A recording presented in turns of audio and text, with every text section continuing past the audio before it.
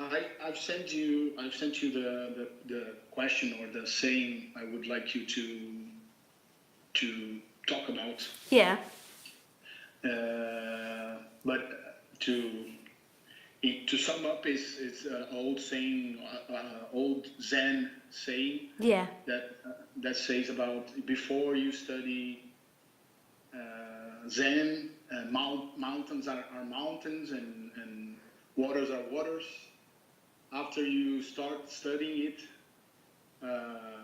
mountains are no longer mountains and waters are no longer waters. Yeah. And after enlightenment, all comes back. That's a normal thing. I asked you something closer to that last video. Yeah. I struggle a little bit in that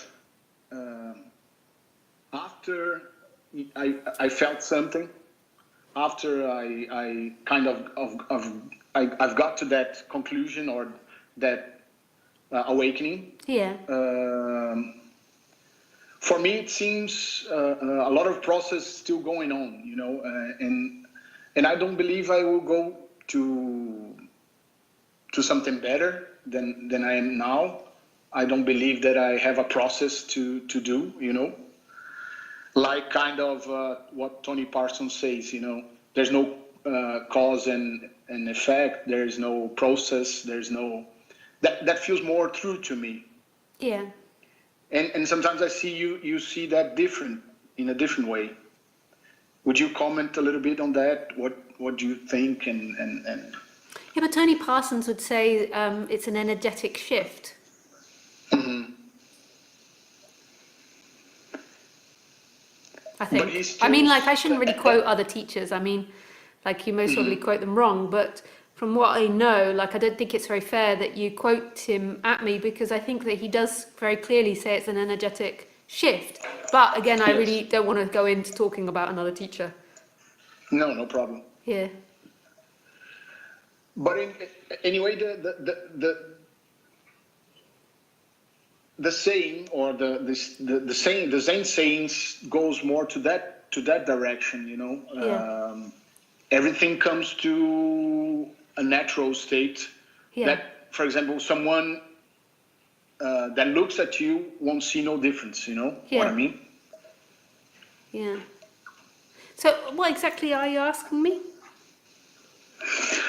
No, I was asking you to comment on that saying. Oh, on the saying. Okay, yeah. On that sense saying. Okay, just let me sit and see what comes. Mm-hmm. I think it's super beautiful saying. It's like it describes everything perfectly. So, so in the beginning, you believe the world is real. You think that everything you see and everything you experience is real. So you think that what you think is real. So I remember speaking to this group of my mum. My mum has a carers group. My mum's a carer, and she goes to this carers group, and she invited me. This was years ago, to give a talk about meditation, and I had to try and tell everybody that what they thought wasn't necessarily true, and they were furious with me. Like it really created a lot of anger. And my friend pointed out to me, they don't realize they're thinking. They don't realize that when they think, oh, this room is terrible, you know, like when we come to a carers meeting, we expect decent chairs. They don't realize that's a thought. And because I started this so young, I can't remember that. I can't remember not being aware that I thought.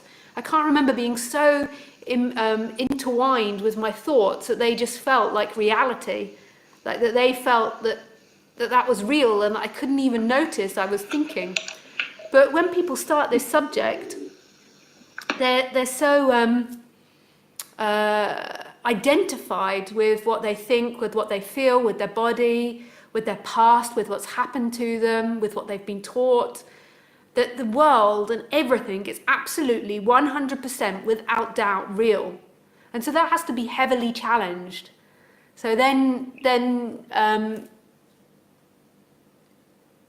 you have to come across teachings which heavily challenge your presumption that they're real.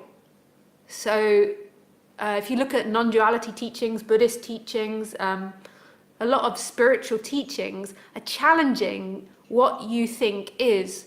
And it goes so deep to the point where the belief that you are a body, the belief that you are sitting in a room, the belief that you're on a planet, the belief that you're a human gets uprooted. So everything that you believe to be true, the belief that there is goodness or badness, the belief that this is right or wrong, or that that's ugly and that's beautiful, everything needs to be challenged. And when you challenge the thoughts, what's actually happening is your energetic experience is being challenged, because your thoughts determine your energetic experience. So what you think about becomes your energetical and physical reality. So you know when you feel like you've got low self-esteem, so say if you go into a meeting with this sense that you're going to fail, you go in and your whole body's collapsed and you feel uncomfortable in your body. Your thoughts have this profound effect on your physical being. I mean, scientists don't even know where thoughts are. They even suspect, they can't find thinking in the brain. They even suspect it might happen in every organ. And we know it has a profound effect. Like we can think about something, we can think about an illness, and we can make ourselves ill by thinking about it. Like another example of how powerful thoughts are is I never forget that when I was studying quantum physics, that this story about how these islanders that hadn't really been introduced to Westerners, this was a couple of 100 years ago, when boats first came to their island, they couldn't see the boats. The only thing they could see was the movement in the water, but they couldn't see the boats because they'd never been taught about a boat before. They'd never had anyone bring it into their awareness, so therefore they couldn't see it. The next thing that they could see is humans swimming towards them. And it wasn't until they got to know the humans that had boats that they began to actually see them. Sorry, one second, I can't hear you. No, sorry. In Brazil, the natives they said that some people wrote and they said we didn't see anything because they never explained to us what a boat is. Yeah. What a boat is. So they never. Yeah. It's true. It's true. So our thoughts is really energetically. You wouldn't believe how much it's affecting our reality. In one way, some teachers even teach that thinking creates this world. I don't know about that, but I do know that thoughts have a huge power on our experience. I would even say that the teachings of law of attraction, so what you think about, you bring into your experience. Like the other day, I was super tired. And I had a session. Hello? Are you still there? Yes. Yeah. So I had a session really late at night, and I was really tired, and I thought about cancelling it, but I couldn't get hold of the person. So then I surrendered, and I said, okay, I've agreed to meet with this person, and I might explain to them, but maybe I get energy, and I just surrendered to it. And by chance, that person fell asleep and slept through the session, so they never turned up for the session. So I went to bed early. Yeah. And it's like I so much with my being wanted to not have that session, but I didn't want to hurt the person. And I don't normally do that, but I just was overtired. I'd overstretched myself, and I most probably would have been honest when I spoke to them and said, if you want to reschedule, I'm not 100%.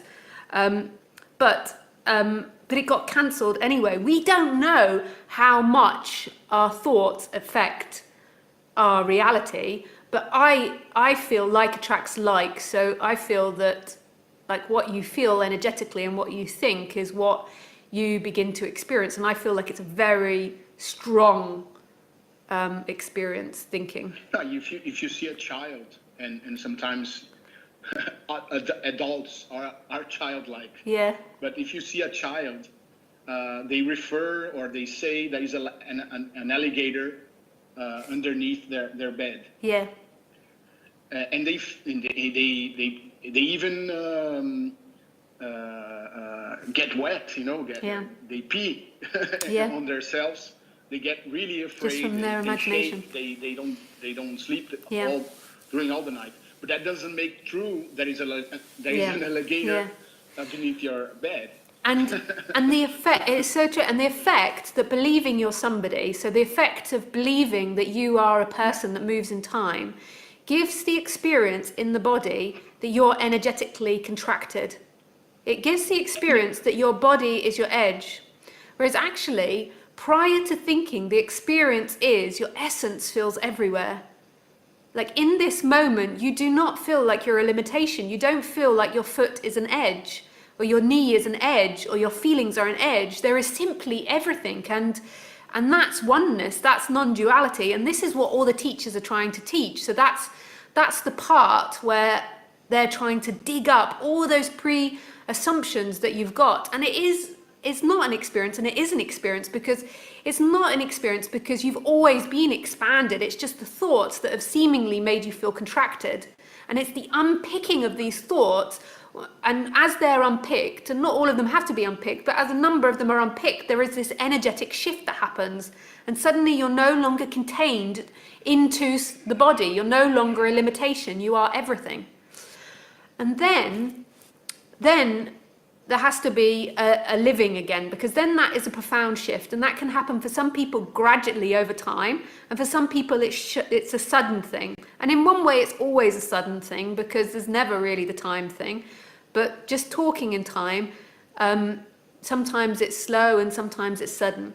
And then after that, there is an integration of that into the body, so back into being human again, because this life is experienced through the human form. So then after that, that profound seeing and that energetic expansion then begins to shift the karma of the body and the way the body sees things, and begins to affect the body. And then you begin to live from this apparent perspective of being everything, but experiencing through a human. And that to me would be the final stage of the Zen quote, or the Zen saying, where it says that then you come back and then things are real again. But to me, it would end as in they're real and unreal, like you hold both simultaneously. So it's like It seems to be happening, you seem to be having a human experience, but it's also not happening.